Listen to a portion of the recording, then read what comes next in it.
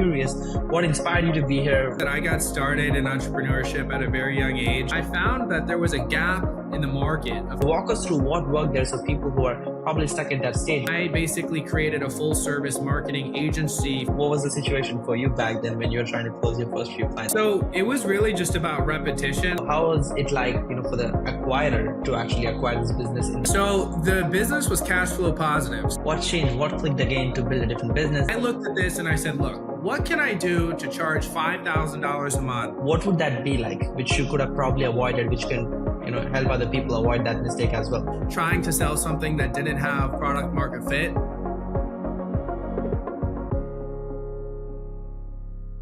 What's going on? What's going on, everybody who's actually listening to this podcast right now? First of all, guys, welcome back to the Nikhil Sai Show, which is hosted by me, the Nikhil Sai. And guess what's going on today?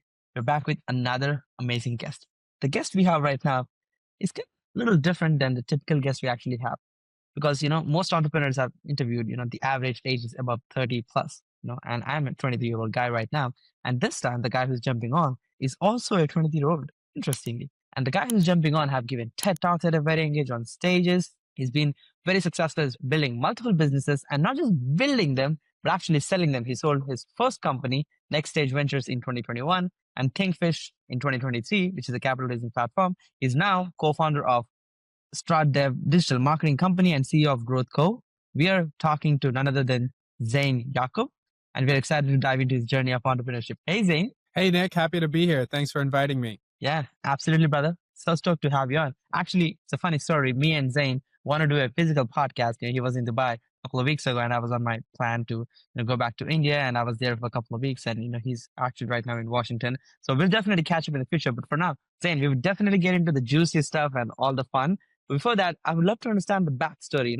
People who are young typically have a very interesting dynamic of growing up. They will have a thinking model they probably follow to get to early success. I'm kind of curious, what inspired you to be here? What's like your backstory overall getting started? Yeah, absolutely. Well, I would say that I got started in entrepreneurship at a very young age. I watched a Ty Lopez video when I was 15 that said, hey, if you want to make money online, start a social media agency. After my football practices in high school, I would go to the local businesses in the Washington, D.C. area, knock on doors and say, hey, do you want a website? Do you want SEO? And I built up a book of business, then was invited to do a TED Talk in 2018. In the audience turned out to be one of my biggest clients, which was a kitchen remodeling firm. And then from there, I kept growing. I started a company called Advisor Appointments when I was 19, acquired at 21, and then started another company, Thinkfish, which was acquired last year. So had experience building two companies, start to exit, teams of over 50 people, generating millions of dollars a year in revenue. So that's a quick summary of, my background and how I got started. Wow. Isn't that insane? You should tell Ty the story, and I think he should really be excited and proud of, how he actually built one of the social media marketing guys, from his ads. It's so funny, brother. Now, I know we definitely have a lot to talk about in kind of packaging and scaling company, but I'm kind of curious, from the journey of like, okay, that I'm a college kid, I'm 19, I'm trying to build this, appointment agency thingy, to actually making it happen. What was the journey like? Like if you could get into nitty gritty, because you probably come from, as expected, no business experience. So it definitely would be a big wall for you to climb, before you actually start seeing that revenue coming in. So walk us through what worked there so people who are probably stuck at that stage where they're not even making 10, 20K a month, but actually learn from that journey overall. Mm-hmm. So what I did was I found a company that was doing basically offering a software service to financial advisors, which was LinkedIn automation. The software charged about $300 a month.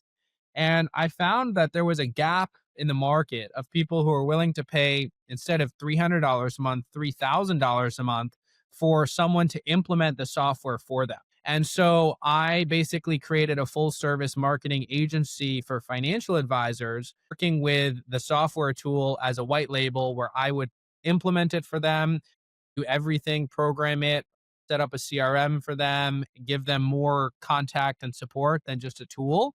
And that's how I was able to charge that. When I got started, I had no idea what I was doing. I didn't even have a business bank account. I was running the business from my personal name, no LLC. Don't recommend that.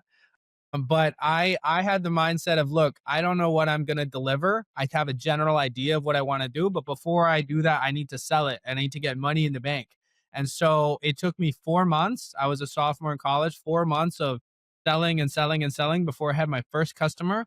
And when I had my first customer and money in the bank, then I started figuring out how to deliver the service, and it just scaled from there. Wow, that's such a story, man. I love this. I mean, so many people get so product obsessed before they even have the first customer. And here you are with the actual true game plan of how to actually build a business. Just get customer first, get them to pay to build a solution. That's so exciting. Now, in terms of sales consistency, what do you think actually worked overall? What was, I mean, I'm young, dude. I started my business when I was 19. I was a broke dropout college kid with brown skin and thick Indian accent. And when I was getting on sales calls, that was like the toughest thing for me to go through, before I close my client. No, so I'm curious, what was the situation for you back then when you were trying to close your first few clients? How was the experience? Mhm. So it was really just about repetition. I think sales is a learned skill, just like playing basketball or football. You have to just do it a lot and you have to fail a lot to get good. And so Mm, I tried so many different things. I tried changing the way I started the sales calls, changing the follow up process. And I think overall, I learned that, to be an effective salesperson, one, you have to have a great, sales pitch. But mm-hmm, two, it's about not being pushy and being informational. So the one mm, thing I like to do is I don't like to hard close people on one call. I like to build relationships, actually learn about them, and approach them in more of a, hey, this is what we do, this is what you do, and if you think it's interesting, let's move forward, rather than a, hey, sign the contract right now type of arrangement. And so that is my sales philosophy, is a lot softer, a lot more building rapport, building relationships, especially when you're selling a product that's thousands of dollars a month. It's important mm. to be more than just a product specialist. It's important to be a people person too. Interesting. Yeah, definitely. I think that's a core skill set. No matter what scale of the business you're running, if you can't be a people's person, then the business won't stand long enough.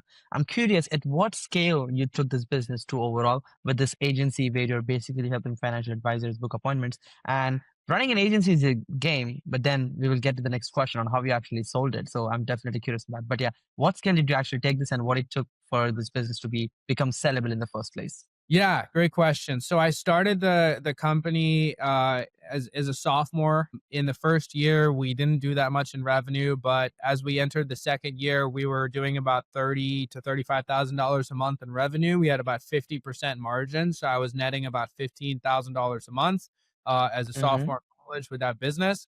And then basically, the way a business is sold is you do it based on a trailing 12-month EBITDA. So you look at the Mm-hmm. profit the last 12 months, and marketing agencies typically sell at a 2 to 3x multiple. So we Mm, did, for example, we did about 150,000 in profit over 12 months.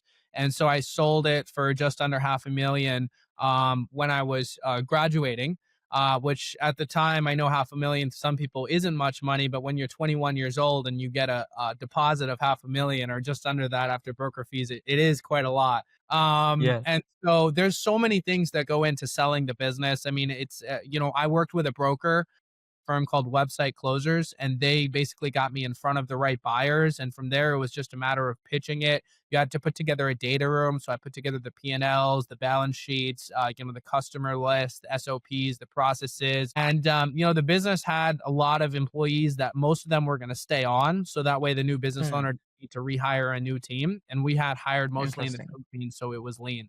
But yeah, there was a lot to it to keep it to scale it and to get it to exit. Yeah. That was pretty insane. So you basically used an online broker to actually help you make an exit. That's pretty Mhm. cool. How was the life after actually exiting your first business? Like, did you think about like, retiring with half a million or what was like the next plan? And why did you even think about selling in the first place? Because most people at that age making 15K net profit would be like, oh, this life is cool. I could enjoy on weekends and keep running this business and make money. What was the vision like for you to actually be like, okay, I need to get rid of this to make something else? What was the trigger point? Mhm. Well, there wasn't one big reason that I wanted to sell. I think it was a variety of factors. My skill set is really taking it historically has been taking a business from start to the next level, but I hadn't taken a business from the next level from B to C, right? And so I built this product. I was making money, but the challenge with a marketing agency was we were dealing with very high churn because customers weren't staying on for more than about 4 to 6 months, and so the business Mm, constantly revolved in bringing new clients. And then two, like we wanted the capital so that way we could start a bigger business because we didn't see this business having the potential to reach 100K a month with the current market size. And so we rather wanted to diversify our risk and get the capital now because there's value of having the cash right now and then use that to plug in and build a multi-million dollar business, which I did. Interesting. Wow, that's a smart play. Now, I have two questions for you if you're open to sharing this. You were the primary salesperson for the business, right? You were like the revenue key lock, I would say. You were the open door for it.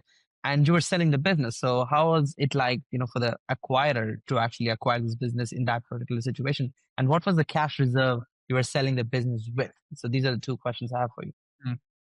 So the business was cash flow positive. So we were doing about 35,000 a month and we had about 15,000 of expenses. So we only really needed about 10 grand in the bank at any given time. We didn't really need a large cash reserve because it was profitable. And I Hmm. actually had a sales rep at the time named Adam who was taking the sales calls, fortunately. So I was doing the close calls. So Adam would take the introductory calls. I would do the close calls. And then I had a team in the Philippines that would handle the onboarding. So basically, the new CEO just had to come in and take the close calls, but it was pretty streamlined for him. So he didn't have to do a lot of the introductory calls or the vetting and stuff like Hmm. Definitely. Interesting. Wow, that's a smart way to package. So instead of just closing it down, you cashed out 500,000 from that asset you already built. That was that. pretty Right. smart, I would say. Not And not there's many people actually think that's an option.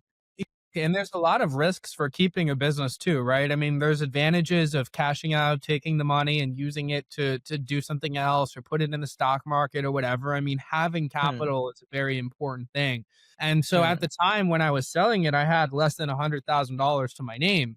And Hmm. so that is, it pretty much, quadrupled my net worth overnight. Now, I would say the downside of that is right after I sold the business, I had a certain lifestyle, right? I was traveling, I was doing this, and now, you're making 20 grand a month, and now you're making a lot less after you sell the business because the cash flow goes away. So when we talk about Hmm. my next business, I'll tell you about how I structured the exit in a way where I kept retained equity, and that helped. But for that one, it Interesting. was a big learning experience for me. But overall, it was just an incredible experience. Yeah, we'll definitely get to the next venture. And guys who are watching, the next venture is 10x bigger than what he actually created, at least at a revenue standpoint on a monthly basis. So we'll definitely get into that. But in this exit you actually made, I know for sure like the buyer will require your time commitment and they usually have like a exit term. What was it like for you and how would you wish you would do differently if you had an option to do that right now again? Yeah, so I built the business with my co-founder Zaid, and both of us were required to basically stay on after 3 months on a part-time capacity to help. I was definitely Mm-hmm. more involved in the transition than my partner was, just because he was busy with other things. Mm-hmm. I would say it was very seamless. Like I spent maybe an hour a day for the first 2 months. It really wasn't a lot of work, and we had the exit structured as some money up front and then some money after 30 days. So I just made sure I was there for the next 30 days. After I got the next money, I still talk to him. The guy who bought the company is named Ken. He still runs the company now after well over 2.5 years. The company is doing great. So I'm still in touch with him and he's doing well and he's making money. So everything seemed to work out very well.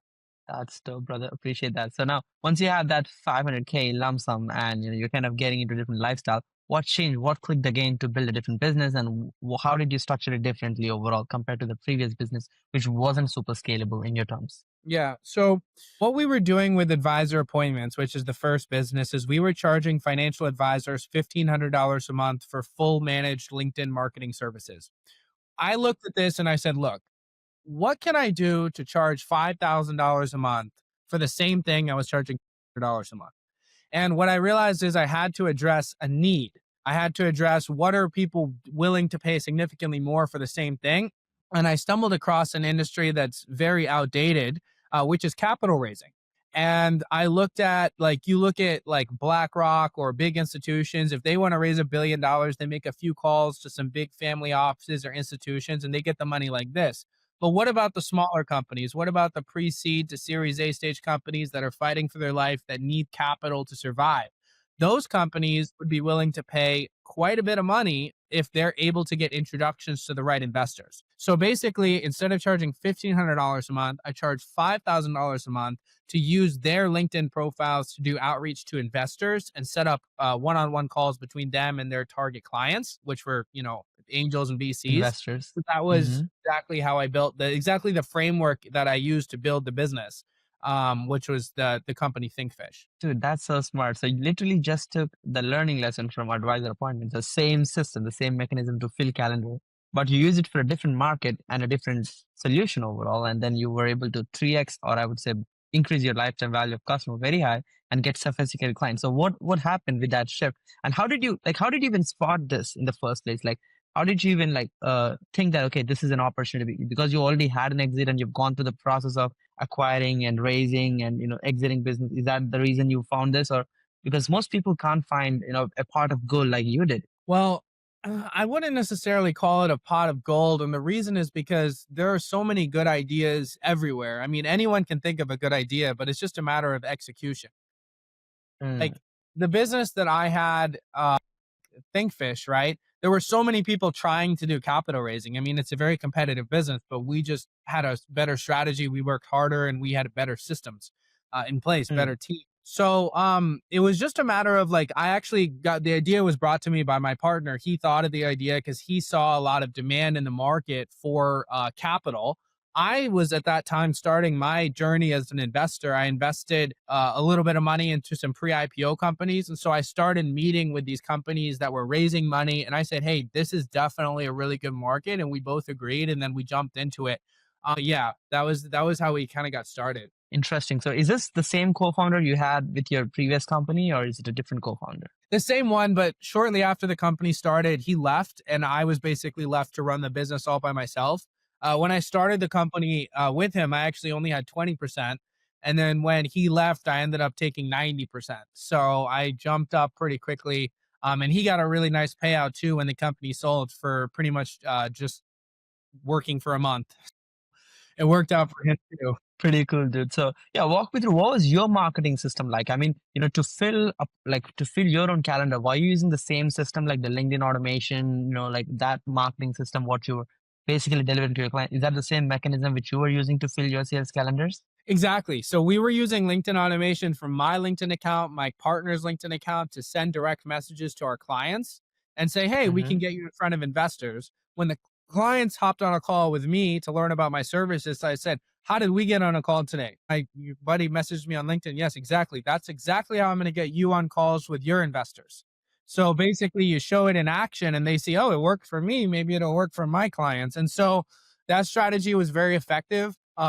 We were using dozens of accounts for the outreach. We were sending messages. Our team was sending messages directly out to their prospects. We were booking about 30 sales calls a day at the peak. So we're talking about 500 to 700, about 700 calls a month.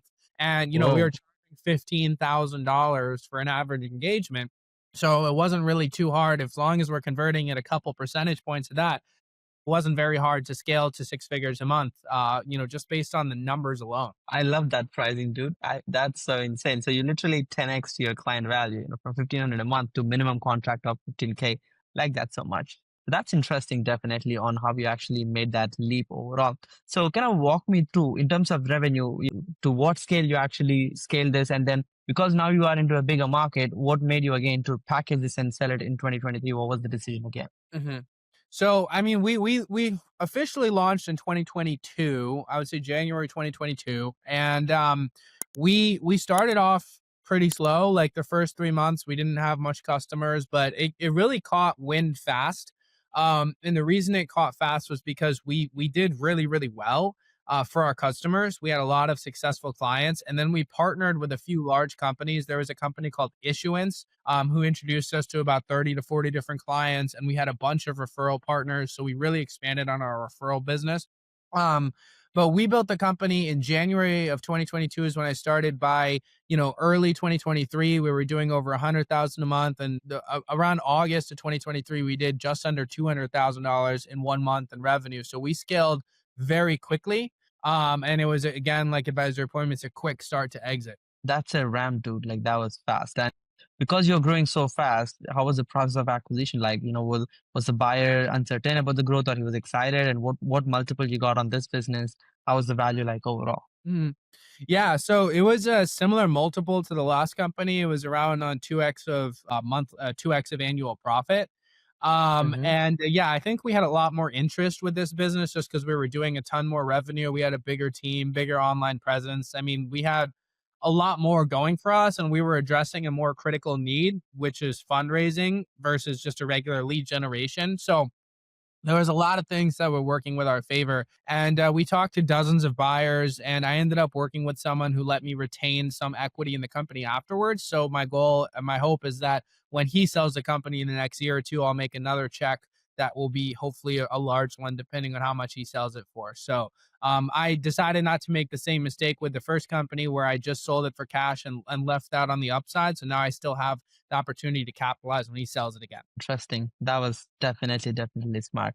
That was one of a story, dude. Like, you exited multiple businesses very quickly and turning them around profitable. Pretty interesting. Then you started your next venture. So talk about that a little bit. I mean, just talking about your businesses is kind of giving a whole lot of insights. I'm curious.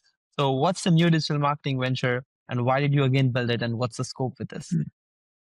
Yeah, so I have a couple. You're talking about my current ventures right now. So I have a couple things that I'm working on. My main project is called Growth Co. We Mm-hmm. basically do LinkedIn direct marketing for B2B businesses, marketing businesses, kind of a whole barrage of companies. Our model is different from most marketing companies. A lot of them charge a monthly retainer for the services, which I did for the last 5 years myself. But our new model is purely performance based. So we just charge a per meeting fee for getting our clients on qualified calls. And so that actually brought me into joining another venture called StratDev, which is a marketing firm out of Los Angeles.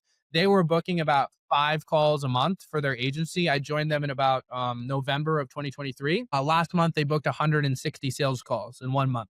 So I basically, 15x their marketing lead generation and taken those principles over to GrowthCo, which we're doing as well for other clients. Interesting. So you took like one skill of just leaning outbound and you're crushing it with that overall and you're repeating the playbook and kind of using the same psychology overall. That was pretty insane overall. So how is life after having two multiple exits? What's like the ultimate vision of yours right now? I know the growth core is probably the biggest thing you're taking most time, you're taking most of your time these days. But what's like the ultimate plan for growth core or your true vision overall? Mhm. So my plan is to continue scaling GrowthCo. We just really hard launched it a couple of months ago, and we're seeing a lot of traction with this new model. We're booking about 7, 8 sales calls a day, so a little less than Thinkfish, but we're still seeing a lot of momentum. I just hired my head of operations in the Philippines last week, and so we've been pushing hard. The goal is that I can build this up and maybe hold on to this a little longer than some of the other companies that I've sold, so I can keep retained income from it. But I think in the long term, like my goal in the next couple of years is to build a software company, specifically a software as a service business. Through my journey at Thinkfish, I met a lot of very wealthy investors who are looking to, write checks into software companies. And so when I do build a business, I'm confident I can raise money and scale it. And instead of selling it for $1 million, sell it for a lot more if I'm able to succeed. So that's my long An term X goal. multiple. Love that, Exactly. dude. Now, yeah, I mean, definitely. There is a disadvantage of selling services, which is the multiple isn't great. The money is because you don't need upfront. Software, you got to invest a lot in developers and, pay a lot in acquisition fees, but you get great customer retention and a high multiple. So that's definitely a good game plan. So interesting. So walk me through building businesses. You're making it sound like so easy. I mean, we both have built multi-million dollar businesses, so it kind of runs out very easily, but it is hard, especially the fulfillment part, like building operations, creating systems, client retention, and client onboarding process. And you, without juggling between these two, is definitely a marvel, which you have pulled off very well. So walk us through behind the scenes. How was the process to hire the best team, create the operations required? Like take us to the trenches when it was actually burning pain. Yeah. So my skill set and what I'm good at is sales and marketing. And I built my businesses to enable me to focus on that skill set of closing deals and Hmm, getting customers. So I hmm, build my operations and my team in ways that would enable me to do that. So I primarily hire in the Philippines. With ThinkFish, we had about 30 plus people in the Philippines, dozens of account managers, senior operations directors. We had a vice president of the company in the Philippines. I've found really high quality talent. A lot of people, when they Wow. think about hiring in the Philippines, they think of cheap labor, like $2 an hour. I pay way more than minimum wage, and I get the best talent because of that. I rarely ever have people that want to stop working for me because I pay them so much. And I think that's the difference in my philosophy when I hire, because it's still significantly cheaper to hire quality talent in the Philippines than in the United States. So I For built sure. my operations in the Philippines and I built my sales team in the United States. So that way, when customers have their first interaction, they're talking to someone like me or someone from the United States who has that better direct connection. And then when they sign up, they're eventually offboarded to our Philippines team for the fulfillment. From a sales perspective, I think the lifeline of any business is the lead generation engine and getting sales and getting deals. Like for me, like I don't really spend that much time figuring out the business model, the deliverables, the core features until I can see that there is product market fit. And the way to Mm, identify product market fit is to see, will people buy this? Are people willing to pay? And so I run tests from the LinkedIn accounts and start with different pitches and see which offer resonates better with people, and then build a business around what generates build a business around the customer's interests. And then once I see that there's interest, then I sell, I get the money in the bank, and then I deliver. mm, For me, if we weren't generating 25 leads, 30 leads a day, there would be no business. And so I think people have to work backwards psychologically to look at what are people willing to buy and how do I get to those people. And once they mm. figure out that, then they can build their core product around their marketing rather than building the product and then figuring out, okay, how do I sell it now? Because you might not have product market fit and now you spend a bunch of money and no one will buy it. So that's the philosophy that I've taken aside from building the business around my strengths in my business. Yeah. Love that. So you're not much in the operations with them. You're mainly on like the sales. So who does the operations? Is that like you hire from the Philippines, or do you actually have a co-founder or somebody or like a system which actually does the operations? So I wish I could say that I was just doing sales and marketing, but as CEO of a company, you have to put on every different hat. And so I was dealing with operations too, but I fortunately was able to hire someone named Frazo, who was our vice president at ThinkFish, who was really, really good. And she was able to handle the fulfillment and the operations and built her team in the Philippines around it. So Wow. basically, she managed the hiring, she managed client management, all of these things, which enabled me to focus on the sales and growth. Of course, every now and then I have to hop in a progress call. I have to do this. So it's not 100% hands off, but I was very lucky that I had her to help me with a lot of these things. That was sweet, dude. I mean, that's like the dream for most agency owners. Like somebody who's listening to this might be like, "Whoa, I wish I had, I've had her." So, if you could give us some tips, like where did you find her? What do we pay that kind of operations head role overall? Compared to US, like give us some walkthrough of that. Sure. So an operations director like Phrasal is typically going to cost anywhere from 3 to 5,000 US dollars a month. And that's for a really high level, extremely talented person. Right now, she's actually making more than that. But she Mm-hmm. started at three. A medium level operations person could be around 2 grand a month. For a basic account manager, we typically pay $800 to $1,200 a month. Um, all of these numbers are higher than what most people think in the Philippines. Most people think $300 a month, $500 a month. And I have paid people $200 a month to do data scraping and entry work, but if you want quality labor, you have to pay for it. Yeah, that is for sure. You can't skip, and ta A-player people would expect A-player salaries for sure. That was definitely interesting. Like, you were not playing in an easy market for sure. Like getting appointments for financial advisors, it could be, or brands, it could be right now with GrowthCo, or even the previous market helping businesses raise money. It's not they get a dozen pitches, like every day, and you still stood out with definitely your marketing message and your sales ability. So what you're doing differently in your sales presentation or your sales or marketing, which is differentiating you from all the market? Where do you see the competitive advantage? Because this is nothing new, obviously, but you built it very scalably. I'm kind of curious. So what made us different was our offer. So we guaranteed any client that worked with us would get a minimum of 10 investor meetings per month. And so that way, when they know they pay us $15,000, at worst, they're going to get 30 qualified investor calls. At worst. At best, they're Mm, going to get mm, 100 more. And so a lot of companies, they sell the same thing that we do, but they don't have any guarantees, and their guarantees are weak. And so we put that on the contract that says if we're not going to book you on 10 meetings a month, we're going to work for free after the engagement is over until we get it to you. So people have that comfort. It's the exact same thing I did at advisor appointments. I guaranteed our clients we're going to get 5 to 10 meetings a month. So a minimum of 15 over 3 months. And that gave people peace of mind that they know that worst case, they're going to get that. So that way they can do the math and say, worst case, I'm paying X dollars per appointment. Best case, I'm paying this, versus other agencies that do the same thing that we're doing don't really put any legitimate guarantees. And so people are going into that like, man, I could spend, all this money with them and get no results at all. Or I can spend the same amount of money with ThinkFish and at least have a guarantee that I'll get this. And so that's what made us different. That was really interesting. Definitely, I could see a clear synergy.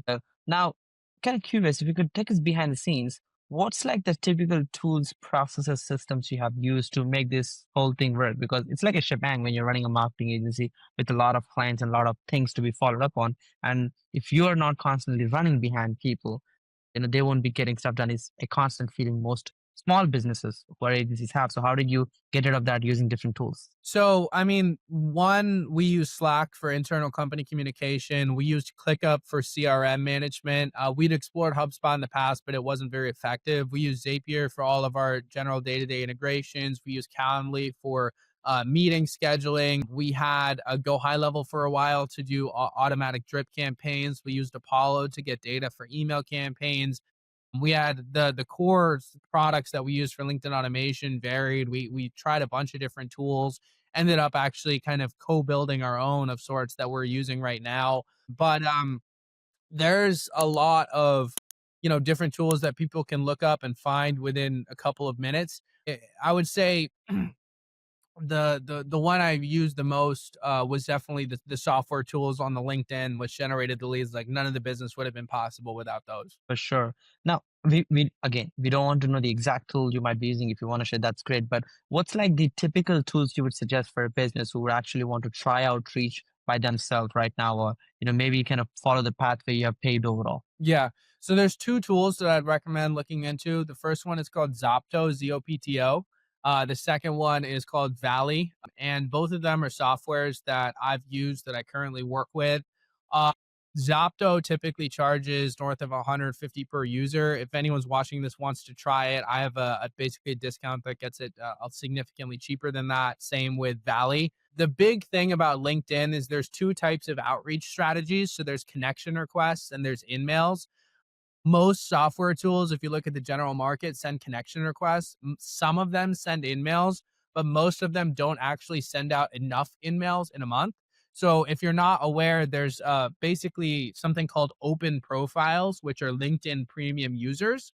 And so the right software tools, if done correctly, can send out 800 in-mails in any month instead of 100 or 50, which is the typical credits. So you can basically send 10x the outreach with the right tools.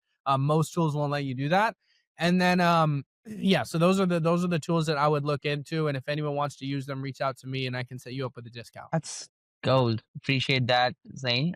We would definitely link your Instagram so people could hit you up there. Now, if you could, again, this could definitely vary depending on the message and the offer and the business you're trying to book appointments from. But if you could give a grand scheme number, combining everything, the software cost, the LinkedIn premium cost, the running of that cost, what's like the typical cost per appointment? Because a business who wants to diversify their marketing to LinkedIn, they would look at like, okay, we're spending 200 bucks on Facebook to book appointments, 150 to get a cold email. What's like the average cost on like LinkedIn overall? If you could give a summary of that. So the hard cost is just going to be $100 a month for the sales navigator. And then with the software tool, I mean, if you go with a generic online tool, it could be anywhere from like $100 to $300 a month. So let's just call it 100. So let's just say that's $200. And then the other costs would not be fixed. They would be fixed costs, like the person that's managing your software, the person that's responding. So if we're just talking pure variable costs, it's $200.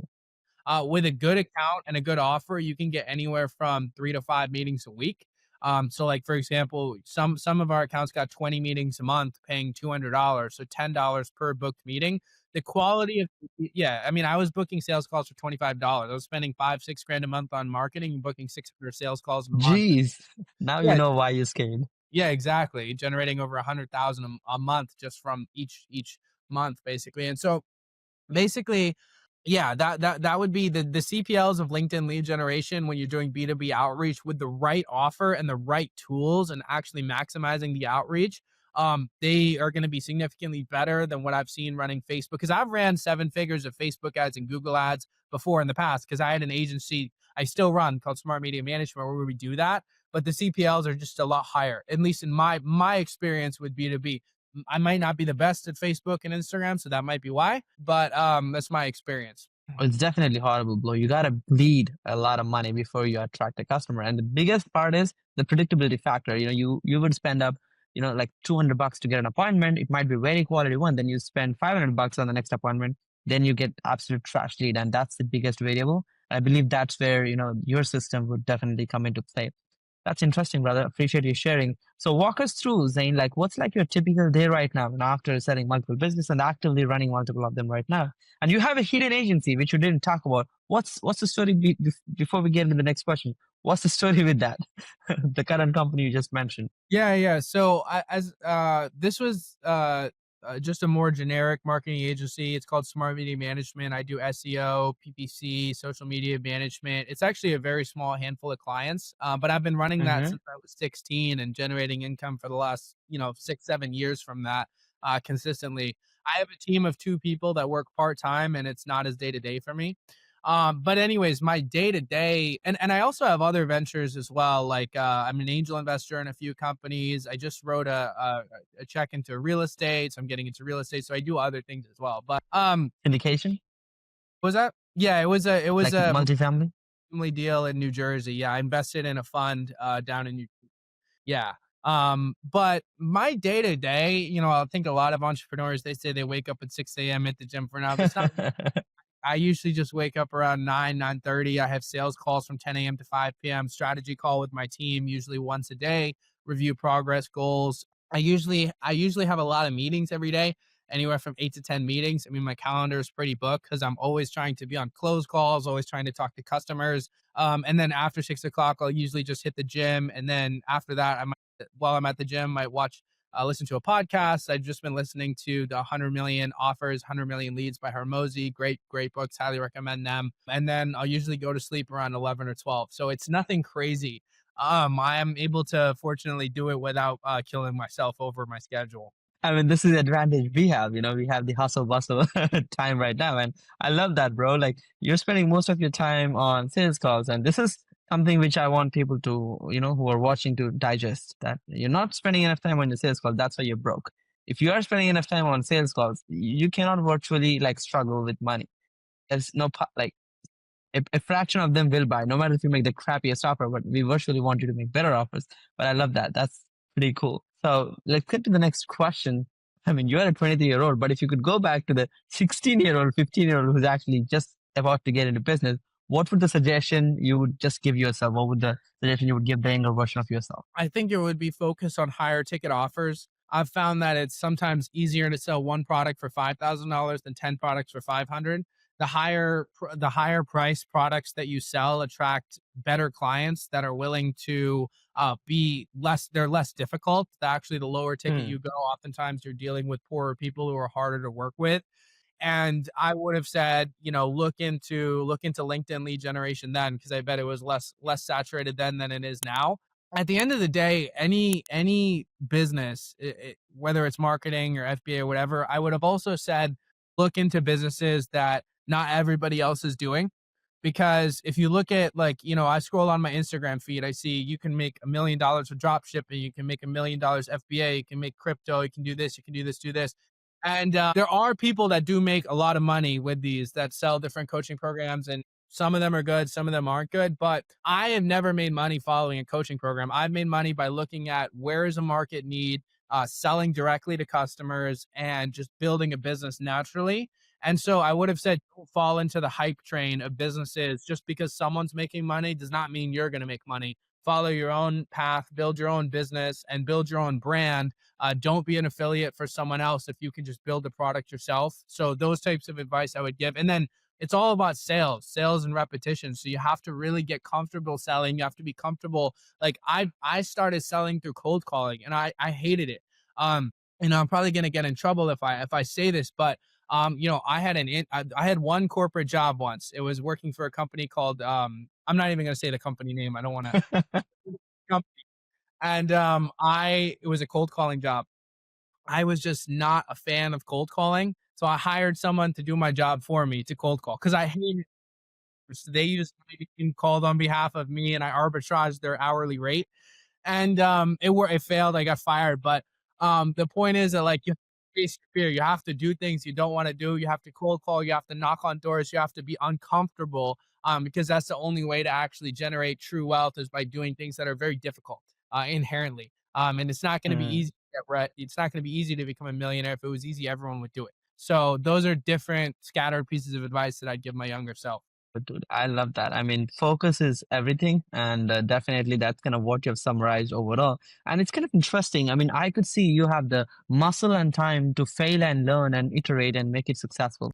But I'm kind of curious. I'm assuming that you did have some mentors where you kind of snatched a bunch of skills because if I look at you as a whole, I'm looking at the traits and beliefs and the skill set you have built overall. So I'm kind of curious, what helped you to accelerate that? Is it Tai Lopez who was like the life-changing guru in your life, or what was the change, or I would say the biggest learning source for you to continuously become better version of yourself, which ended up becoming you now? Yeah, so I was fortunate to have several mentors growing up. One of them was named Shahab. He's actually the person who got me on the TEDx talk in the first place. He was great. Um, I would say I learned a lot from YouTube, just watching different people do different things. But honestly, like the majority of the things I learned were by experience and by trial and error. And one Mm, thing I found is that as I get older, the lessons become a lot more expensive. And so that's why I'm trying to read more books and actually get into knowledge building now because I tell you, I have so much ADHD. I hate to read, I hate to listen to audiobooks, but after losing, so much money and bad decisions in business, because every successful entrepreneur has very bad stories too, right? And I have many stories. I've lost hundreds of thousands of dollars doing things I shouldn't have done. And so now mm. I'm trying to get mentors from books like Alex Hormozy is someone I love. I'm watching all of his content, reading it, people like him. So I'm learning from different sources now. For sure, for sure. That's definitely, yeah. Like this is probably the reason I want everybody to follow podcasts as well, because I hate reading too. I shouldn't probably say that to myself, but yeah, it's definitely a tougher way for me to consume information. It was, built before video, so definitely. So I'm definitely interested to kind of get into the next question on, because you're saying, you kind of already lost a lot of money by making mistake. I know as entrepreneurs, we don't kind of consider mistakes as mistakes. We learn and move on. But if you could point at one thing, what would that be like, which you could have probably avoided, which can, help other people avoid that mistake as well? Mhm. So just like what mistakes that I wish The I had learned. biggest mistake you made? Mm. Well, one, make sure you have an LLC because I almost got sued on my personal name without having an LLC once. Two, Ooh, that's juicy. yeah. Two, so I mean, biggest mistakes would just be trying to sell something that didn't have product market fit. So like I do believe that everything comes down to sales and marketing, and you can have a bad product and make a lot of money even with a bad product. But I've found that having a good product that you actually believe in is critical. So doing something just because it's just for the money and you don't believe in the product at all and you don't believe you're helping people, I think it's hard to actually commit to that because you have to have deeper value than just money. And I think growing up, all Mm, I really wanted to do is make a lot of money, and that created ethical dilemmas, that created situations that put me in bad positions. So actually believing in what you do and being confident in your product, standing behind your product. And then two, like making sure that you build the brands yourself. So like you can be an affiliate of another brand and you can make a lot of money doing that. And I have certain things that I've done to make money as an affiliate, but it's so much better to own the business and have equity and be the CEO. So if I was to do it again, I wouldn't work for anyone else. I would just run the business with me as CEO because there were several times in my life where I worked for someone or partnered with someone and wasn't the boss, and all of those mm. failed. I didn't get to do things my way. For sure. Yeah, when you can't control the vehicle, you can't control its direction for sure. That was a real learning lesson. So what inspires you? What gets you excited, Zain? Like what makes you wake up and show up to work? I enjoy the process of building. I think seeing something go from nothing to something is really exciting. looking back at my past companies that I've sold and seeing that they're still running, knowing that like I'm the reason that, dozens of people are employed especially in the Philippines or wherever, even people I haven't met in person, because most of them I haven't, seeing impact, right? Like having amazing customer testimonials saying, hey, Zain did a great job or his company did a great job. That's what really fuels me. Mm, I'm not gonna lie, I'm definitely driven by money too. So like making a lot of money is important. I think that's something that all young people should strive to do themselves. That's definitely a big motivational factor. But also just having the freedom and the ability to choose your own lifestyle, right? So for me, like I travel a lot. Like I was just in Dubai a couple weeks ago where we missed each other. But like I usually travel like once a month. I usually go somewhere. Like I just booked a full trip for the month of July, and like having the freedom to work virtually is something that really gets me out of bed. I love to travel, and I couldn't do that if I didn't have a job that enabled me to do that. So lots of different things for sure. for sure. Have you ever been to Philippines? Have you ever met any of your like actual employees physically? Do you ever plan to do that? No, I didn't, but I almost did. I told them all I was gonna rent a mansion and we're gonna have a big party, but then I sold the business right before, and I was like, "Oh." I kind of did. Oh my God, that was a failed plan. Dude. So, okay, if you could name drop, like, what's the best source for hiring these talented people, from Philippines? Like, what's like your process to do that? If you could give us some Yeah. behind the scenes. So I use LinkedIn to hire a lot. Onlinejobs.ph is also good. It's important to have an HR process. So put people through at least 3 rounds of interviews. So I had like a basic thing on the first one and then a more detailed questions.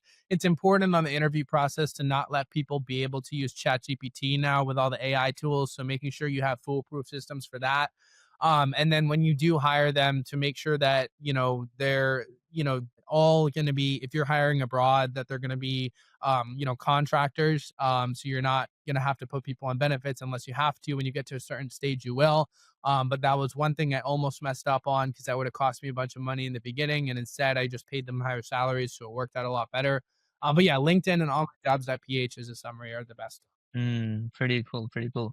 That was one of the podcasts, dude. If somebody wants to connect with you, and they might need some help with their appointment and calendar, or they would need some help with different venture partnerships, how do they actually approach you, Zane? Yeah, so I think one would be find me on LinkedIn, connect with me there. Say you came from the podcast. It's just my name, Zain Yaqub. And on there, you can see the businesses I've built, the teams, the people, all of that for yourself. If you want to do Instagram, my at is at j.j.yaqub. So that is my Instagram handle. Why is that? Well, I'm a big football fan, and one of my favorite players is JJ Watt. So I made this when I was like 15. I haven't changed it yet, but yeah, you can hit me up there, either platform, and I'm happy to just give advice to anyone who needs it. If you're a young entrepreneur and you want to build a business and you just want some advice, I'm happy to help. That was wonderful, Zane. Any last word before we conclude the whole podcast for today? No, I will say that I will have to come visit sometime, Nick, in person. I'd love to do it, an in-person Physical podcast, podcast. hang out. That would be fun. Exactly, man. That would be awesome. It was really great being on here. I appreciate you taking the time and for us to be able to connect. Yeah, for sure, Zane. Yeah, we'll do some water sports and have some good Monday here in Dubai. I think it would definitely be fun to see you here. So I'm excited for that. So guys, I'm glad I actually brought an amazing guest who you could learn from and get inspiration from. And here's the thing: what I learned from overall Zane's story is you don't need to be right at everything or good at everything. You just got to be good at one thing.